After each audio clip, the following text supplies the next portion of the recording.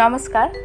ঠাকুরমা স্বামীজির সকল ভক্তকে জানাই সকলের মা শ্রীমা সারদা চ্যানেলে সুস্বাগতম।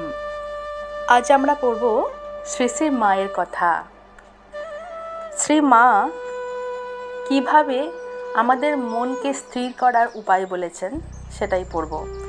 দেখুন, আমরা তো সাংসারিক, আমাদের মন বিভিন্ন জায়গায় ছড়িয়ে, তো সেই জায়গা থেকে তুলে নিয়ে এসে কিভাবে ভগবানের দিকে দিতে হয় বা কিভাবে মন স্থির করতে হয় সেই কথাই আজ পড়ব। শ্রীমা এই একটা বৃহৎ সমস্যার কি সহজ সমাধান করেছেন সেটাই আজ পড়ব। আসুন শ্রী শ্রী মায়ের প্রণাম মন্ত্রটি আগে পড়ে নিই।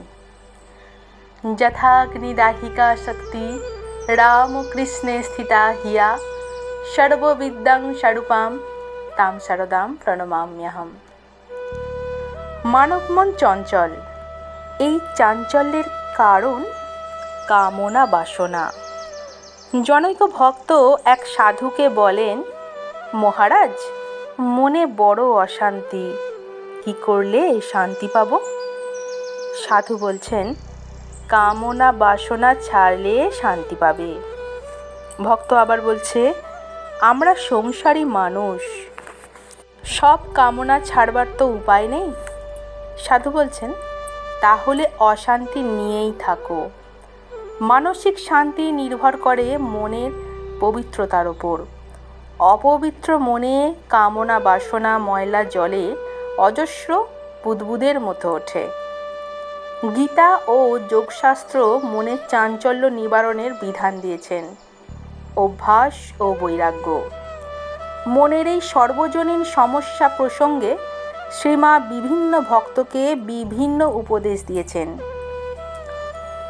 মা বলছেন, মন না মত্ত হস্তি, মা হাওয়ার সঙ্গে সঙ্গে ছোটে, তাই সৎ সৎ বিচার করে সব দেখতে হয় আর খুব খাটতে হয় ভগবানের জন্য। মাকে প্রশ্ন করছেন একজন, মা, সাধন ভজন তো কিছুই করতে পারি না, আর কখনো যে পারবো এমনও তো মনে হয় না। মা বলছেন, কি আর করবে, যা করছো তাই করে যাও। মনে রাখবে, তোমাদের পিছনে ঠাকুর আছেন, আমি আছি। আবার প্রশ্ন, মা, ধ্যান ট্যান তো কিছুই হয় না। মা বলছেন, তা নাই বা হলো, ঠাকুরের ছবি দেখলেই হবে। আবার প্রশ্ন, ছবিতে কি ঠাকুর আছেন? মা, আছেন না, ছায়া কায়া সমান, ছবি তো তারই ছায়া। প্রশ্ন, মা, যত চেষ্টা করি কিছুতেই কুচিন্তা দূর করতে পারি না।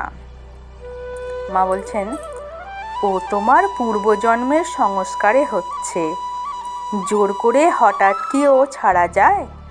সৎসঙ্গে মেশো, ভালো হতে চেষ্টা করো, ক্রমে সব হবে। ঠাকুরকে ডাকো, আমি রইলুম, সময় আসলে তিনি সব করে দেবেন। সেবক বলছেন, কত আর মনের সঙ্গে এ লড়াই করা যায়? এক বাসনা যাচ্ছে তো অন্য বাসনা উঠছে। মা উত্তর দিচ্ছেন, যতক্ষণ আমি রয়েছে ততক্ষণ বাসনা তো থাকবেই। ওসব বাসনায় তোমাদের কিছু হবে না, তিনিই রক্ষা করবেন। তার ওপর নির্ভর করে থাকতে হয়। তিনি ভালো করতে হয় করুন, ডোবাতে হয় ডোবান, তবে ভালো কাজটি করে যেতে হয়, আর তাও তিনি যেমন শক্তি দেন।